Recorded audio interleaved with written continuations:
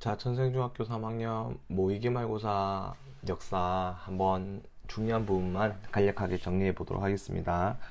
자, 첫 번째는 발해에 대한 설명인데, 이 발해에서 우리가 기억해야 될 것은 기본적으로 뭐 1번과 2번에 나와 있는 뭐 발해 건국 과정, 그다음에 주민 구성 이런 것들은 봐주시는 게 기본적인 거고, 이제 출제가 많이 되는 곳은 주로 어디냐면 이 발해가 고구려를 계승했다는 것을 알고 있는가 이런 것들을 시험에 많이 출제하는 편입니다.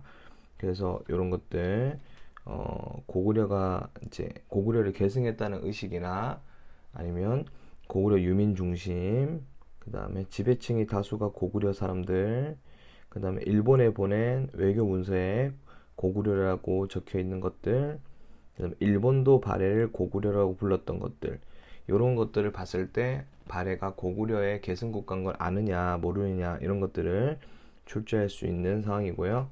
그 다음에 고구려를 계승한 발해, 이게 첫 번째 발해에서의 포인트가 되겠습니다. 그래서 밑에 보시면 발해는 고구려를 계승한 국가다, 요거를 어떤 증거를 통해서 알 수 있는가, 알고 있는가, 이런 내용이 첫 번째 내용이 되겠습니다.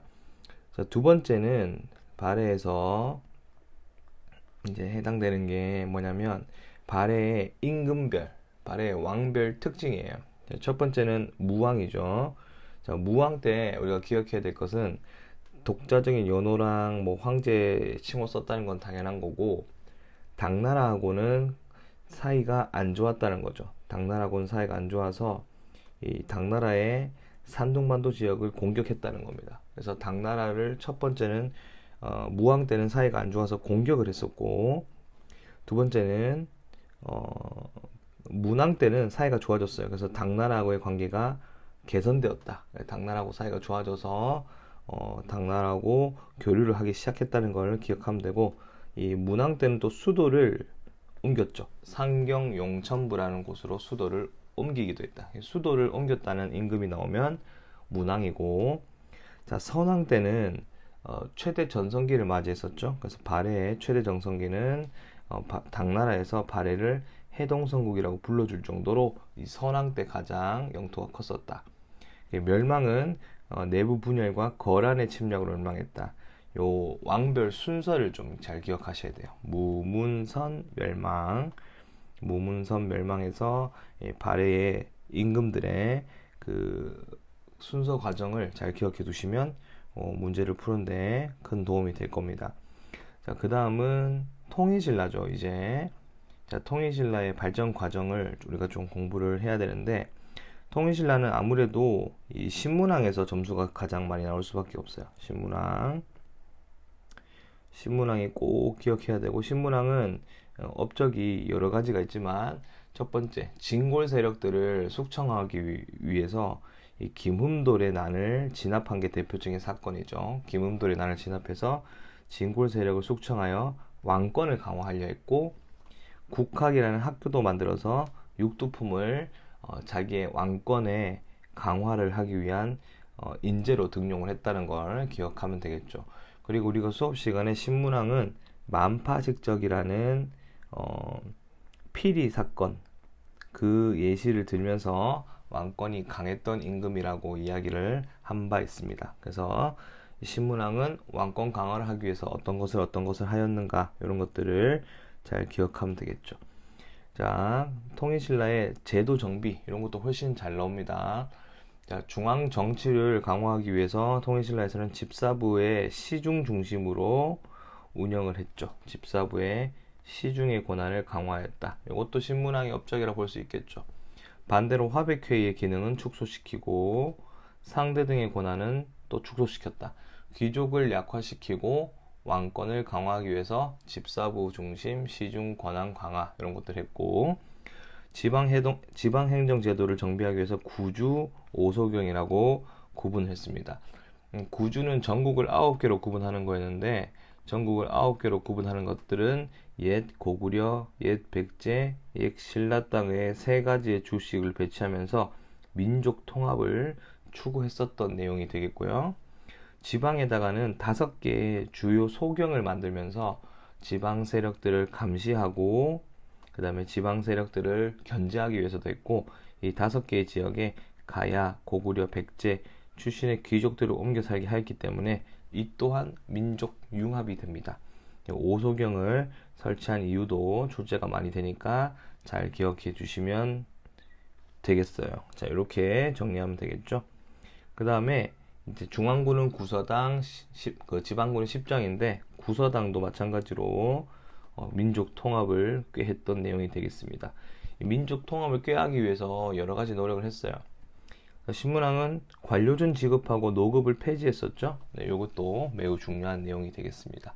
이렇게 정리하면 통일신라 문제를 풀 수 있을 것으로 보입니다. 자, 이제 넘어가서 발해의 통치제도가 하나 있네요. 자, 발해의 통치제도에서는 우리가 기억해야 될 게 당나라 것을 주로 모방을 했다.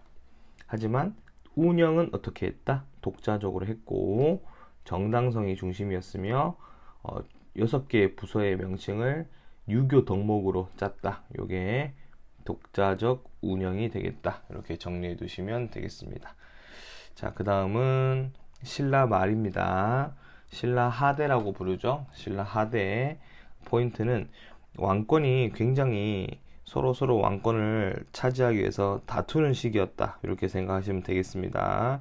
그래서 신라 하대 때는 서로 왕이 되기 위해서 굉장히 혼란한 상태였다. 이거를 포인트로 두시면 되고, 신라 하대 때 있었던 왕위 다툼은 대표적으로 김원창의 난과 장보고의 난이 왕위 다툼이 있었고, 그 시대 때 농민들도 살기 힘들어서 농민들이 주로 일으킨 반란은 원종과 애노의 난이 대표적인 반란이었다. 이렇게 생각하시면 되고, 적고적의 난이라는 난도 있었죠. 자, 그리고 통일신라 하대 때는 서로 지방 세력이 약하니까, 이때 중앙 세력이 약하니까 지방에서 자기들이 스스로 세력을 삼아서 호족이라고 부르는 친구들이 있었습니다. 호족. 자, 이 호족들이 서로 뭘 해서 통치력을 서로 강화하기 위해서 스스로 성주라 부르고 장군이라 칭하는 그런 지방 세력이 등장을 했고, 대부분은 촌주 출신이었습니다. 대부분 촌주 출신이었지만 주로 중앙에서 내려온 귀족, 해상 세력, 군진 세력 등등도 존재했었습니다. 자, 그 다음은 육두품은 신라의 골품제가 너무 싫었죠. 그래서 혈통을 중시하는 골품제가 너무 싫어서 개혁을 하려고 했으나 개혁이 안 돼서 결국은 신라를 버리고 호족들과 힘을 함께 합쳤다. 이렇게 생각해 두시면 되겠습니다. 자, 그리고 새로운 사상의 유행이라고 해서, 새로운 사상은 원래는 종교가 교종과 선종이 있죠. 근데 이제 신라 하대 때는 인간의 마음에 내재된 깨달음을 중시하게 되는 선종이 유행하게 되고, 선종은 호족과 백성들의 호응을 받았다. 자, 그리고 풍수지리설이라고 하는 명당, 이곳이 명당이라고 하는 이런 명당 사상이 이제 신라 하대 때 등장하게 됩니다. 그래서 선종 승려인 도선이 널리 보급하게 되고, 풍수지리설은 신라 하대 때 등장하게 된다. 그래서 각 지방이 중요한 곳이다 라는 사상이기 때문에 경주 중심의 지리 개념에서 벗어나서 선종과 함께 지방 호족의 사상적 기반이 된다. 그래서 신라 하대 때 사상적 기반이 됐던 것은 선종과 풍수지리설, 신라 하대 때 지방 세력과 함께 힘을 합쳤던 세력은 호족과 육두품, 이렇게 정리해 두시면 되겠습니다.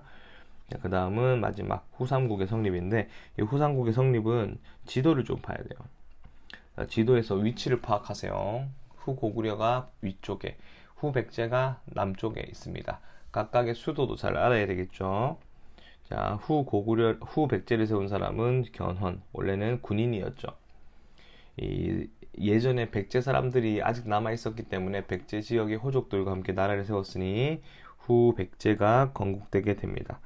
자, 그리고 최승우라고 하는 육두품과 함께 힘을 합쳤었고, 수도는 전주, 완산주가 되겠습니다. 자, 후고구려는 궁예가 세웠죠. 궁예가 신라 왕족 출신이었는데, 이 사람이 후고구려 지역, 고구려 지역에서 호족들과 함께 힘을 모으다가 나라를 세웠고, 수도는 송악, 개성이었죠. 개경. 그 다음에 후고구려로 건국을 하게 됩니다. 그 이후에 마진으로 나라를 이름 바꾸고 그 이후에 철원으로 수도를 옮기고 나라 이름을 태봉이라고 바꿨어요. 그래서 수도를 한번 바꿔서 나라를 이어간 사람은 누구다? 궁예다. 이렇게 생각하시면 되겠습니다. 그래서 이후에 고려로 이어지게 되죠. 그래서 이런 문제를 잘 하시면 되겠고, 후삼국을 통일한 거는 고려죠. 네, 후백제도 아니고 후고구려도 아닙니다. 고려가 후삼국을 통일하겠습니다. 이렇게까지 하면 후삼국 내용까지 정리를 해봤습니다. 자, 뒤쪽에는 남북국의 문화 파트예요. 자, 문화 파트가 또 많이 나오죠. 자, 통일신라의 문화 대표적으로 유학이 있어요. 유학. 자, 유학은 나라를 통치하기 위해서 써야 되는 학문이기 때문에 유학을 정치 이념으로 삼았다. 통일신라는 국학을 설치했고 신문왕 때 그리고 원성왕 때 독서 3분과를 시행해서 관리들을 선발했었다. 이렇게 정리하시면 되겠고요. 자, 유학자는 강수, 외교문서죠. 그 다음에 설총, 이두였죠. 그 다음에 최치원, 당의 빈공과였습니다. 김대문, 화랑세기를 지은 사람이죠. 이 사람은 진골 출신이었어요. 자, 여기까지 이런 사람들의 내용이 등장하게 되면 통일신라에서는 유학이 발달했었다. 이렇게 정리하고 넘어가면 되는 파트가 되겠습니다. 자, 그 다음에 통일신라의 불교를 봐야 되겠죠. 통일신라 불교는 아무래도 이게 그 스님 2명이 나오다 보니까 스님 2명에 대해서 잘 정리를 해 두셔야 될 겁니다. 통일신라의 불교의 특징은 불교를 백성들에게 퍼뜨리는 대중화가 진행이 되었다는 거예요. 그 대중화를 주로 한 스님들이 원효와 의상 스님이 되겠습니다. 자, 우리 뭐 해골물 이야기가 나오면 원효 스님이 되겠죠. 원효 스님은 일심사상을 강조했죠. 모든 것은 내가 먼 마음 먹기에서 다르다. 그래서 한 마음이 중요하다. 싸우지 말고 화해하자라고 해서 화쟁사상이라는 걸 중시했다. 그 다음 아미타 신앙이라는 걸 강조해서 나무 아미타불만 외우게 되면 극락에 갈 수 있다는 그런 내용을 만들기도 했었습니다. 불교의 대중화에 기여했고 의상스님은 당나라에 가서 공부를 했죠. 당나라에서 화엄사상을 공부해와서 신라의 화엄종이라는 것을 만들게 됩니다. 하나가 전체고 전체가 하나다라고 해서 신라의 사회통합에 기여를 했고 이후에 부석사를 창건하고요. 그 다음에 관음신앙이라고 해서 뭐 언제든지 부르기만 하면 관세음보살이 나타난다. 그래서 우리가 나무아미탑을 관세음보살이라고 하는 그런 내용이 나오게 된 겁니다. 이게 원효하고 의상이 불교를 대중화시켰다. 그리고 원효하고 의상을 따로따로 공부를 해 두시면 될 것 같습니다. 해초 스님은 왕호 천축국전을 인도에 다녀와서 만들었죠. 네, 그 정도로 단답형으로 알고 계시면 될 것 같습니다. 네, 그 다음 자, 불교 문화의 발달인데 이거 전부 다 통일신라 거예요. 그래서 통일신라께 아닌 거 맞는 거 이렇게 구분하는 문제를 알아두시면 될 것 같습니다. 불국사, 석굴암, 그 다음에 탑. 우리 경주에 있는 탑은 3층 석탑이죠. 자, 그 다음에 가장 오래된 탑은 상원사 동종, 그 다음에 성덕대왕 신종이 가장 큰 종. 그래서 인쇄술은 또 무구정광대 다라리경이 우리 불국사 3층 석탑에서 나왔다는 거. 사진을 잘 봐두셔야 돼요. 사진. 그래서 요런 성덕대왕 신종 사진이나 수업 시간에 보여줬던 불국사 사진 이런 것들을 잘 기억하시면 되겠습니다. 자, 그 다음은 발해의 문화인데 발해의 문화는 이미 앞에서 다 했죠. 고구려를 어떤 문화들이 고구려를 계승했는가. 그 다음에 유학에 주자감이라고 하는 학교가 있었고 뭐 이불병자상, 발해석 등 이런 것들은 고구려 양식이라는 걸 잘 기억해 두시면 되겠습니다. 영광탑은 벽돌탑이기 때문에 당나라의 영향을 많이 받았어요. 당의 영향을 받은 벽돌탑이라는 것도 잘 봐두시기 바랍니다. 자, 오른쪽에 있는 이런 내용이 나왔을 때 고구려의 문화가 계승되었다라는 것을 또 증명해주는 내용이 되겠습니다. 이런 거 정도 봐두시면 될 것 같아요. 자, 그 다음에 남북국의 대외 교류 보겠습니다. 자, 통일신라는 다른 나라와도 교류를 많이 했지만 가장 많이 교류한 나라는 역시나 당나라예요. 이 통일신라가 당나라에 교류를 많이 하다 보니까 당나라에 건너가서 살았죠. 그래서 주로 당나라에 건너가서 산둥반도나 창장강 일대, 마을은 신라방, 그 다음에 관청은 신라소, 그 다음에 절은 신라원, 그 다음 숙박시설은 신라관 이란 것들을 주로 만들고 살았습니다. 자, 그리고 국제무역항은 당항선과 울산항이었는데, 이 지역에는 특히 울산항 지역에는 아라비아 상인들까지 와서 이 서역과 교류했다는 것을 또 알 수 있는 증거가 되는 항구였다는 거. 최대 무역항이 어디였다? 울산항이었다. 자, 그 다음에 장보고가 만든 청해진이라는 것도 있어서 청해진이 이제 해적을 소탕해주면서 당신라 일본을 연결하는 해상무역을 차지할 수 있었다. 이렇게 기억하시면 되겠습니다. 네, 여기까지 정리하면 이제 남북국의 시대는 다 정리가 되었죠. 네, 그러면 고려로 한번 가보도록 하겠습니다. 자, 첫 번째 고려의 건국과 정치 변화인데 고려의 건국 순서도 중요하죠. 네, 고려의 건국 순서는 오늘 이번 테스트에는 내지는 않아서 여러분들이 원래 이제 기말고사 때는 충분히 나올 수 있으니까 봐두시고 우리 지금 이제 기말고사 때 준비를 해야 되는 거 모의고사 때 준비해야 되는 거는 이제 왕별 업적이에요.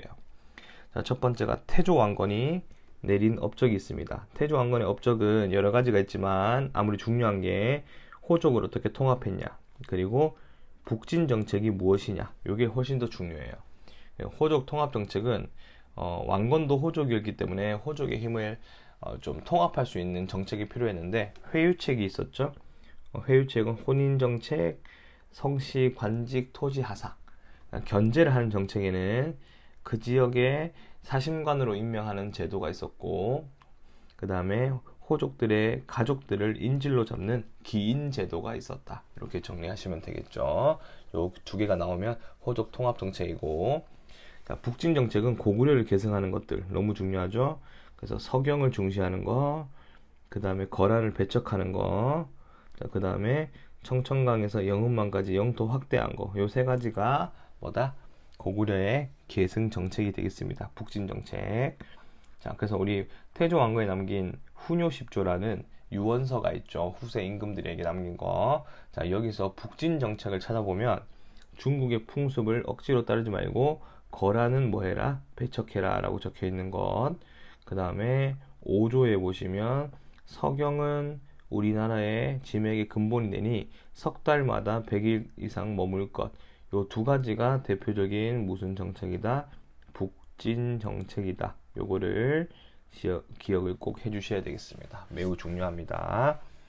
자, 그 다음에 태조 왕건 다음에 왕을 했던 사람이 광종이 되겠죠. 광종 너무 중요합니다. 자, 광종은 호족을 약화시키기 위해서 호족 숙청을 했어요. 호족을 약화시키기 위해서 첫 번째 했던 정책이 노비안건법이에요. 이 노비안건법은 하게 되면 노비를 이제 풀어주는 거죠. 그래서 호족의 경제적, 군사적 기반을 약화시킬 수 있고, 그 다음에 천민들, 노비들이 양인이 되기 때문에 이 친구들이 국가에다가 세금을 내게 되죠. 세금. 그러면 나라가 돈이 많아지니까 나라의 국가가 재정이 확충된다. 이렇게 정리를 하시면 됩니다. 또 과거제를 실시해서 중국에서 가져온 과거제죠. 실시해서 유교적 지식과 능력을 갖춘 인재를 등용했는데 뒤에서 배웠지만 과거제는 문과, 잡과, 승과가 있었죠. 우리 고려의 과거 제도는 무과가 없습니다. 요거를 잘 기억해야 돼요. 과거제에서 무과는 없다. 이렇게 정리를 해두시면 되겠습니다. 자, 광종은 황제 칭호를 했고 독자적 연호도 사용했고 관리들의 옷 색깔도 지정을 했었다라고 우리가 배웠었습니다. 자, 그 다음 성종의 유교 정책인데, 성종 때는 최승로라는 사람이 건의한 시무 28조를 채택해서 유교를 나라의 통치 이념으로 삼았다. 이렇게 생각하시면 되고, 중앙관제, 이성육부, 향리제도, 12목을 설치한 것들을 국자감 정비한 것들 전부 다 성종 때 했습니다.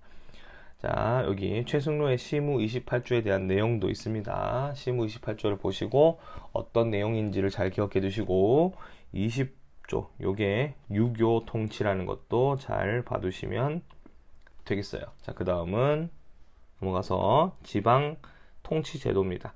자, 중앙통치제도, 지방통치제도 모든 게 있죠. 자, 일단 기본적으로 당나라의 삼성육부를 수용한 이성육부 체제였습니다. 자, 그리고 독자적인 회의 기구로 두 가지가 있었죠. 도병마사와 식목도감이 있었고요. 자, 그 다음에 학교는 뭐 국자감이었고 여러 가지가 있죠. 그래서 옆에 있던 표 위주로 공부를 해 두시면 되겠습니다. 독자적인 기구 도병마사 식목도감이 있다는 걸 기억해 두시고요. 그 다음에 지방행정으로 가면 기본적인 세팅은 5도와 양계입니다. 자, 5도는 일반 행정구역의 안찰사였고 양계는 국경지대에 설치한 군사행정기구 중심의 병마사가 파견되었습니다. 자, 그리고 고려에는 특수행정구역이 있었죠. 일반 구역과 다르게 약간 차별받는 지역 있었는데 그게 바로 특수행정구역입니다. 뭐 대표적으로 우리가 향, 부곡, 소 이렇게 세 가지로 불렀었죠. 이렇게 있었다는 것을 기억해 주시면 되겠고요. 자, 지방관이 파견된 주현이 있었고 지방관이 파견되지 않은 속현이 있었죠. 주현과 속현이 어떤 개념인지를 아셔야 되고요. 예, 속현이 훨씬 많았습니다. 그래서 모든 지역에 지방관이 파견되지 않았습니다. 모든 지역에 지방관은 파견되지 않았다는 것을 잘 기억해 두시면 되겠습니다. 자, 군사제도는 넘어가고 과거제도 아까 이야기했죠. 과거제도 제가 설명을 드렸습니다. 과거제도는 무과가 거의 시행되지 않았다. 이걸 기억하면 되고, 자, 음서제는 고려의 귀족적 제도를 보여주는 제도였죠. 아빠가 5품 이상의 고위 관직자면 자손들은 과거 합격 여부와 관계없이 관직에 나갔습니다. 하지만 음소로 나가더라도 명예적으로 과거 시험을 쳐서 합격하는 것들을 강조했었기 때문에 과거 시험을 통해서 높은 관직에 나아가기도 했었다. 이렇게 정리하시면 되겠네요. 자, 이제는 문벌사회의 동요에서 이자겸의 난과 묘청의 서경천도 운동입니다. 이자겸의 난은 결국 왕실끼리 싸운 거기 때문에 결국은 문벌사회와 왕실의 권위가 추락되는 것을 보여줬었고, 자, 묘청의 서경천도 운동은 묘청이 개경파 세력들을 몰락시키고 서경파 세력들을 키우기 위해서 일으킨 일종의 반란이었죠. 그래서 이 두 가지를 통해서 우리가 알 수 있는 것은 문벌 사회의 동요가 심해졌다는 것을 기억해야 되고, 또 묘청은 풍수지리설, 그 다음에 서경중시, 금나라 정벌, 황제칭호 사용, 연호 사용 등 내용을 주장했다는 것들도 기억해주면 되겠습니다. 풍수지리설이라는 걸 기억해야 되겠죠. 옆에 있던 대표 자료 확인하기, 요거를 체크해 두시면 되겠습니다. 김부식은 유교였어요. 맞죠? 이렇게 정리하면 되겠네요. 자, 무신정변으로 가볼까요? 자, 무신정변은 문신 위주의 차별 정책 때문에 발생한 게 무신정변이었고, 요거는 집권자들에 대한 정치기구와 군사기구 위주로 공부를 하면 된다고 설명을 했었습니다. 그런 거 위주로 보면 되겠죠? 보시면 무신정변은 1170년이라는 거를 우리가 기억해 주면 되겠습니다. 무신정변 같은 경우는 여기 있던 사람 중에 처음에는 중방에서 통치를 했고, 근데 최충원이라는 사람이 등장하면서 교종도감으로 정치기구가 바뀌었었고, 그리고 최후가 정방이란 것을 추가로 만들면서 정치하는 기구가 뭐 되었다? 완성되었다. 이렇게 정리하시면 되겠죠. 자, 그리고 이 사람들은 서로 자기들을 지키기 위해서 군사기구도 만들었는데, 그 군사기구가 대표적으로 밑에 있는 도방과 뭐였다? 삼별초였다. 이렇게 생각하시면 되겠습니다. 이런 기구를 잘 공부를 해 두셔야 되고요. 그리고 최충원 이전까지는 중방이었다는 거, 이걸 잘 봐두시면 되겠습니다. 자, 그 다음은 농민과 천민의 봉기가 있었는데, 농민과 천민의 봉기가 이때 많았던 이유가 무신 정권이 지배를 하고 나서 이제 자기들도 좀 살고자 하는 그런 그 운동이 있었죠. 그래서 대표적으로 농민의 봉기는 뭐가 있었다? 망이 망소의 난, 천민 봉기는 뭐가 있었다? 만적의 난 등이 있었다. 이렇게 정리해 두시면 되겠습니다. 자, 이제 다음으로 넘어가서 고려 대외 관계를 보겠습니다. 자, 고려의 대외 관계에서는 다소 조금 어렵게 나올 수 있는데 이 고려는 100년 단위로 외침을 당했던 그런 세력이었죠. 일단은 요 10에서 12세기 때 지도를 보시면 요런 관계였다. 그래서 고려는 송나라하고 친하고 거란하고 여진하고는 사이가 안 좋았다. 그래서 거란하고 여진하고 순서대로 쳐들어오게 되죠. 거란은 3번 쳐들어왔었죠. 거란의 침략 1차 침략에서 우리가 서희가 외교 담판에서 강동 6주를 획득했다는 게 포인트고, 자 2차 때는 우리가 패배했죠. 그래서 우리가 패배했다는 걸 기억하면 되고, 3차 때 쳐들어왔을 때는 우리가 강감찬의 귀주 대첩에서 승리를 거두면서 우리가 이겼고, 자 그 이후에 방어를 위해서 천리장성과 나성이라고 하는 성을 축조하면서 방어를 했다, 이렇게 기억하시면 됩니다. 다음 12세기 때는 여진이 들어왔는데, 여진하고는 이제 관계의 순서가 시험에 많이 나와요. 여진하고 관계에 대한 순서. 자, 첫 번째 순서, 고려 초에는 고려가 부모의 나라였어요, 여진보다. 하지만 여진이 힘이 세지면서 우리 고려 국경을 공격하기 시작해서 윤관이라는 사람의 별무반이 조직되면서 우리가 여진족을 공격하게 됩니다. 그리고 우리는 여진족을 다시 막기 위해서 동북 구성이라는 걸 쌓았는데, 이 여진족이 여기를 돌려달라고 해서 우리는 돌려줬고, 여기에서 이제 여진족들이 힘을 모아서 나라를 세우죠. 고려의 군신 관계를 요구하면서 금나라가 건국이 됩니다. 그래서 금나라는 고려의 군신 관계를 요구했고, 이에 이자겸 등 정권을 잡았던 사람들이 금나라의 요구를 수용하면서 고려는 4대를 하게 되는 나라가 된다. 순서가 이번에 출제가 되거든요. 그래서 순서를 잘 봐두시고, 학교 교과서에 보면 순서에 관련한 사료가 있습니다. 그 내용을 잘 봐두시기 바랍니다.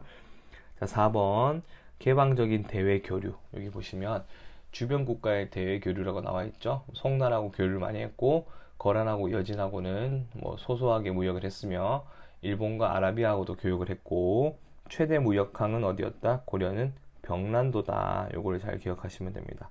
고려의 최대 무역항 병란도, 이렇게 정리하고 넘어가시면 되겠네요. 됐습니다. 자, 그 다음은 이제 몽골하고의 관계예요. 우리가 몽골하고 처음에는 사이가 나쁘지 않았었죠. 그런데 이제 결국은 몽골한테 우리가 싸우면서 점령을 당하게 됩니다. 자, 우리 몽골은 처음에 어떻게 싸우게 되냐면, 첫 번째 몽골이 무리하게 조공을 요구했고, 이에 이제 몽골 사신이 우리나라에서 죽으면서 전쟁이 시작됩니다. 자, 첫 번째 전투에서는 우리가 또 뭐 이긴 게 거의 없죠.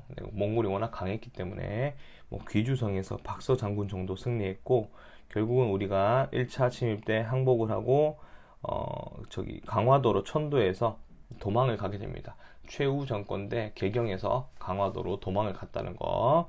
그리고 2차 침입 때 처인성 전투에서 승려 김윤후가 그 몽골군 사령관을 죽인 것을 우리가 기억을 하면 되겠고요. 3차에서 6차 침입 때도 우리가 계속적으로 싸웠다. 네, 결국은 이 강화가 체결되는데, 강화 체결이 곧 항복한 거다. 그래서 이제 몽골한테 항복을 하게 되었다, 이렇게 생각하시면 됩니다. 자, 그리고 나서 무신 정권이 무너지고 나서 1270년 드디어 다시 개경으로 환도하면서 무신 정권도 마지막이고 끝났다. 자, 몽골 침입의 영향을 보시면 8만 대장경을 우리가 이때 만들었었고요.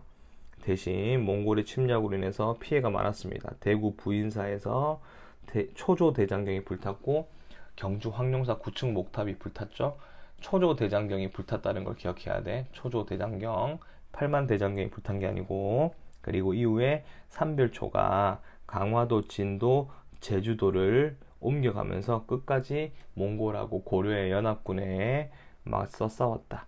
삼별초는 무신 정권이에요. 무신 정권이기 때문에 고려하고 몽골이, 그러니까 고려 왕의 군대죠. 고려 정부군하고 몽골의 연합군하고 싸운 겁니다. 무신은 따로예요. 이렇게 해서 몽골과의 항쟁을 정리해 볼 수 있습니다. 자, 마지막은 이제 고려 말의 정치가 되겠죠. 고려 말 정치로 가볼게요. 원나라한테 이제 우리가 항복을 했죠. 그래서 몽골의 원나라한테 항복했기 때문에 우리가 몽골의 내정 간섭을 받게 됐었습니다. 자, 몽골의 내정 간섭에는 특이점이 있죠. 첫 번째, 국왕이 원나라 공주하고 혼인을 또 해야 됐고, 두 번째, 어릴 때 원나라에서 성장을 해야 되고요. 세 번째, 고려 왕실의 호칭과 간제는 한 단계씩 낮춰질 수밖에 없었습니다. 그 다음에 일본을 정벌하기 위해서 정동 행성을 우리가 몽골이 설치했는데, 이거에 이제 나중에는 오히려 우리 고려의 내정을 간섭했고, 자, 땅을 뺏겼죠. 쌍성총관부, 동령부, 그다음에 제주도 탐라총관부를 뺏겼고 설치됐죠. 이게 그래서 우리 땅을 뺏어갔고, 쌍성총관부를 어느 왕 때 되찾죠. 네, 쌍성총관부를 되찾은 임금 공민왕이었다는 것을 잘 기억해 주면 되겠습니다. 자, 원간섭기 때 사회 변화를 보시면 경제 수탈이 심했죠. 대표적으로 이제 특산물이 많이 증발됐고, 그 다음에 처녀들 끌려갔고, 황관도 차출됐고, 매를 키우는 응방까지 설치해서 우리나라의 매도 뺏겼죠. 자, 몽골의 풍습이 고려에서 유행해서 몽골풍이라는 게 유행을 했었다는 것도 특이점이었습니다. 자, 권문세족이 등장했네요. 권문세족은 무슨 파죠? 친원파였죠. 그래서 친원 세력이 새로운 지배층으로 성장했다는 게 이 권문세족이었고, 이 권문세족은 아주 나쁜 세력들이었죠. 음소로 나왔고, 불법적으로 불법적으로 음소를 이제 해서 불법적으로 토지를 다 뺏었죠. 그래서 이 토지를 뺏어서 백성들에게 굉장히 부담이었다, 이렇게 생각하시면 되겠습니다. 결국은 이런 애들을 없애기 위해서 등장한 임금이 공민왕이었고, 공민왕은 일단 원나라가 했던 정책을 다시 정상적으로 돌렸고 쌍성총관부를 회복했다는 걸 기억하면 돼요. 자, 그 다음에 이 정책이 중요하죠. 정방을 폐지했고, 전민변정도감, 신돈이 건의해서 만든 전민변정도감을 만들어서 땅을 돌려주고 노비를 다 해방시켜줬다. 그리고 권문세족을 약화시키기 위해서 신진사대부를 조금 키웠죠. 그래서 신진사대부를 키워서 성장의 기반이 되었다. 전민변정도감을 잘 기억해 주셔야 됩니다. 자료 4번에 전민변정도감 너무 중요한 거예요. 그 다음 개혁은 결국은 아쉽게도 홍건적과 외구의 침입으로 인해서 힘이 약해졌었고, 그 다음에 권문세족들이 반발하면서 결국은 실패하게 됩니다. 그리고 신진사대부가 이 과정에서 새롭게 등장한 세력이 되었었다. 이렇게 정리하면 되겠네요. 자, 고려 말에 등장한 새로운 세력은 신흥무인 세력 플러스 신진사대부의 성장이 있었다. 이렇게 정리하고 넘어가시면 되는데, 특히 신진사대부가 중요하죠. 신진사대부는 지방에 있던 출신이고요. 공부를 많이 했습니다. 성리학을 공부했고, 과거를 통해서 관리에 진출했죠. 공민왕과 만나면서 세력이 엄청 커졌었고, 공민왕이 개혁에 참여를 했었습니다. 권문세족을 비판했고, 권문세족 비판, 그 다음에 원나라를 비판했고, 명나라, 새로 생기는 명나라하고는 사이가 좋았다. 성리학자들이었다, 이렇게 생각하시면 되겠고, 대표적인 인물에는 이색, 정몽주, 길제, 정도전, 조준 같은 급진파 사대부와 온건파 사대부가 존재했었다, 이렇게 생각하시면 되겠습니다. 이렇게까지 하면 주요 내용이고요. 위화도 해군하고 이 고려 멸망에 관해서는 순서만 정도 봐두시면 되겠죠. 자, 그 다음에 이제 마지막 파트입니다. 고려의 여성의 지위, 요거만 이제 공부하면 되겠죠. 고려의 가족제도는 이렇게 있었고, 대부분이 일부 일처제예요. 대부분이 일부 일처제. 남편 한 명에 부인 한 명이죠. 그리고 결혼한 이후에는 신부 집에서 사는 경우도 많았고, 자, 호적에는 전부 다 순서대로 다 적었어요. 자녀 균분 상속, 그 다음에 이혼과 남녀 이혼 재혼이 제약이 거의 없었고, 자, 여기 사회 활동에는 제한이 있었습니다. 자, 여성들은 사회 활동, 관직에는 진출이 제한돼 있었어요. 이거 중요한 말이야. 관직은 제한적이었다. 그러니까 관직에 나간 여성은 별로 없었고, 제도적 차별은 거의 없었다. 자, 평소에 차별하는 건 없었지만 관직에는 못 나갔다는 걸 기억해야 됩니다. 자, 그리고 여성도 호주가 될 수 있었고, 사위가 처가에 호적의 기재가 되기도 했었고, 이 호적에 남녀 구분 없이 순서대로, 태어난 순서대로 기록이 되었다는 것들도 중요하겠습니다. 이렇게 해서 지위는 높은 편이었어요. 여성의 지위는 높은 편이었으나 관직에 진출할 수는 없었다는 것을 잘 기억해 두시면 되겠습니다. 여기까지 간단하게 정리를 해봤는데 이거 영상 잘 보시고 주요 체크한 부분을 위주로 공부를 해서 좋은 결과가 있었으면 좋겠어요. 이상입니다.